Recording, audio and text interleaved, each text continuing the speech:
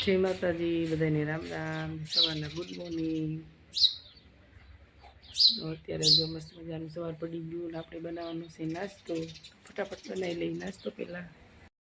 હાલો, જો આપણે બનાવવાનું છે અથાણું, તો પહેલાં એમાં સિંગતેલ નાખી દઈએ। વઘારવાનો છે બોળો, 2 કિલોનું બનાવવાનું છે। તો આપણે જો પહેલાં સિંગતેલ નાખી દીધું, અને હવે એમાં મસાલા નાખવાના છે। મસાલામાં છે કાળી મરી છે, લવિંગ અને તજ અને એલચી, એ આપણે નાખવાનું છે વઘાર। જો તેલ આપણે જે મેં કીધું ગરમ કરવા, એ તેલ ગરમ કરી અને હવે ઠરી ગયું છે, એટલે હવે એમાં આપણે ધાણાના અને મેથીના કુરિયા નાખવાના છે। આ છે આપણે ધાણાના, આ મેથીના કુરિયા છે, અને આમાં છે ધાણાના કુરિયા। તો બે મિક્સ કરી અને આમાં આપણે નાખી દેવાના છે। આપણે આમાં જો ધાણાના અને મેથીના કુરિયા બે નાખી દીધા છે, અને હવે આપણે આને ધીમે ધીમે હલાવી લઈશું આવી રીતે। અને આમાં હવે નાખવાની છે લાલ મરચું। હાલો, જો આપણે બનાવવાનું છે અથાણું, તો પહેલાં તો જો આપણે લઈ લીધું છે મોટું તગારું, અને એમાં જો આપણે નાખવાની છે પહેલાં તો આ કેરી આપણે જે હળદર અને મીઠાવાળી કરી હતી, અને જો સુકાઈ ગઈ છે સરસ મજાની, ને એમાં હળદરવાળું પાણી આપણે કાઢી દીધું। જો પાણી નીકળતું નથી, હળદી કેરી આપણે નાખી દઈએ આમાં।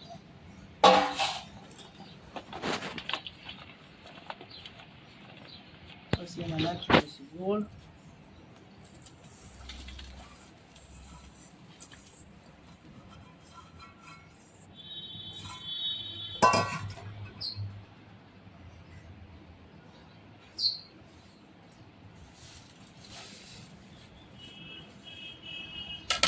એક કિલો ગોળ છે, 2 કિલો કેરી છે, અને આ છે બોળો વઘારેલો। આપણે સાંજે વઘારી મૂકી દીધો તો બોળો મસ્ત મજાનો।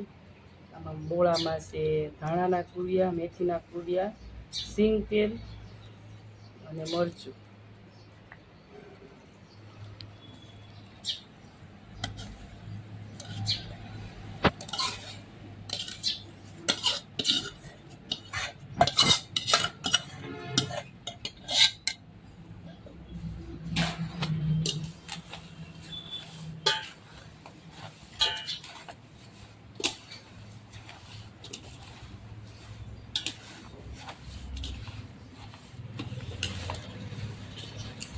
જો આપણને તેલ ઓછું લાગશે તો આમાં તેલ ગરમ કરીને હજી પાછું નાખી દઈશું।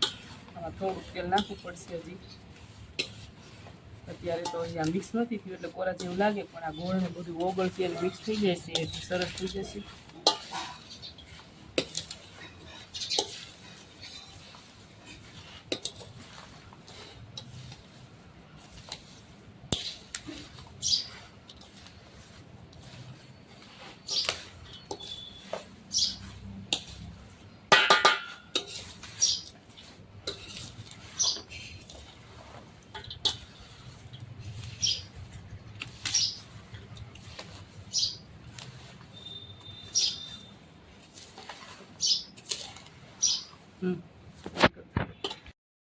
તો જો આપણે આથું બની ગયું છે મસ્ત મજાનું। આપણે થોડું તેલ ભેળવવાનું હતું, તેલે ભેળવી દીધું છે, અને મસ્ત મિક્સ થઈ ગયું છે, અને આથણાનો કલર જો બહુ મસ્ત આવ્યો છે। જો આથણું થઈ ગયું છે તૈયાર બનીને, અને હવે આને 8 દિવસ પછી ખાવા જેવું થઈ જાય, પછી થોડીક થઈ જાય કેરી, પછી ખાવાની મજા આવે। તો આપણે જો આથણું બનાવી લીધું છે મસ્ત મજાનું કેરીનું, આપણું આથણું બનીને રેડી થઈ ગયું છે, અને આપણે જો ડબ્બામાં ભરી લીધું છે। કલર મસ્ત આવ્યો છે અથાણાનો, અને આ હવે ગોળ ને એવું બધું નાખ્યું છે આમાં, એટલે જેમ જેમ આથણું ગળતું જશે એમ મજા આવશે ખાવાની। તો આપણું અથાણું બની। હાલો, જો આપણે લઈ લીધા છે ત્રાજવા ગુંડા લીધા છે। જો આપણે કંઈક ચોખવાનું છે, આપણે ચોખવાનું છે જીરું, કેમ કે જીરું દળાવવાનું છે એટલે એનું માપ કાઢવું પડે, એટલે આપણે જીરું દળવાનું છે। 1 કિલો જીરું દળવાનું છે। આમાં બધું એમ નહીં, અમે જબલમ નાખવું પડશે, એવું જોઈ પહેલાં કેમ થાય। કિલો નો સામે આ કિલો છે, 500-200 ગ્રામ જબલું લેવું પડશે એમ નહીં હાલે.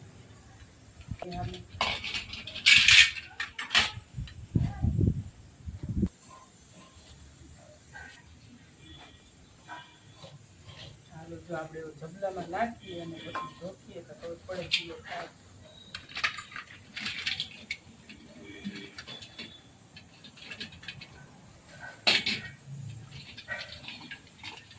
જૂના ત્રાજવા અત્યારે આ ત્રાજવા હોતા નથી નંબરવાળા હોય. ચાલો કિલ્લા ઉપર થઈ ગયું છે કાઢવું પડશે આમાં.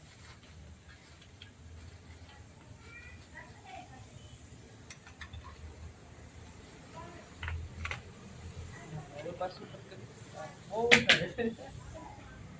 ત્રાજવા તો જો અમારે ઘરના જ છે, મારે પેલા દાદાની બધું એને એવું જોગતા હોય ને આ ધીરું વજન બહુ વજન જ થશે. થઈ જાય છે કિલો રેડી. જો થઈ ગયું કિલો.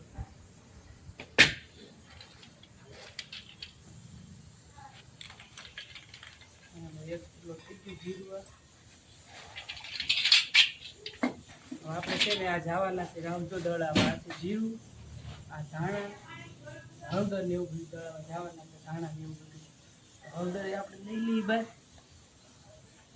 ધાણા જીરું આ બધું દળાવવાનું છે.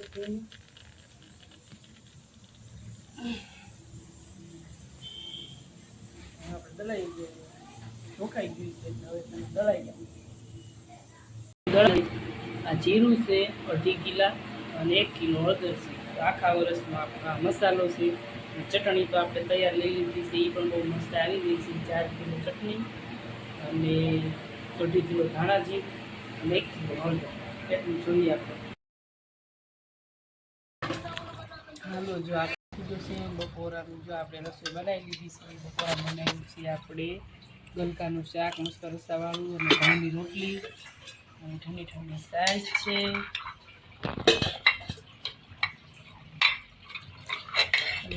છાશ અને ગલકાનું શાક છે. મસ્ત રસાવાળું. ભાલો બધા બપોરા કરવા. હાલો જો આપણે ચા બનાવી લીધી છે અત્યારે. હવે ચા અને દૂધ જો આપણે ત્રણેય માથી લઈ ગયા છીએ ખાવા.